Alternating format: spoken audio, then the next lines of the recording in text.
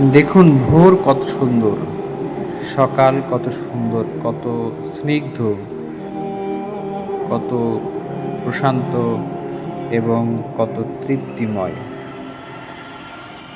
এবং খুব সুন্দর সকালের একটা হিমেল হাওয়া এই মুহূর্তে বইছে, যেটি খুবই শরীর এবং মন দুটোর মধ্যেই একটা প্রচণ্ড রকমের একটা সুখ বলেন, শান্তি বলেন বা স্বাচ্ছন্দ্য বলেন, সেটি এনে দিচ্ছে। আল্লাহ এমনি বলেন নাই যে সকালের মধ্যে আল্লাহ অনেক বরকত বা অনেক আ রহমত রেখেছে মানুষদের জন্য, এবং আমাদের ধর্মে সকালে ঘুমানোকে বারণ করা হয়েছে।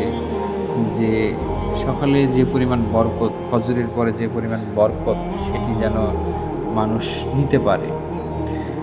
আমরা যারা রাতে ঘুমাই না, যারা রাতে অনেক কাজ করি, যারা রাতে মনে করি যে রাতে কাজ করলে অনেক বেশি আয় উপার্জন বাড়বে, তারা কিন্তু একটা বিষয় যদি খেয়াল করেন, পৃথিবীর যারা এখন পর্যন্ত সবচাইতে বড় বড় ধনী মিলিয়নার, তারা সবাই খুব ভোরে উঠে এবং ভোরটাকে ইউজ করে।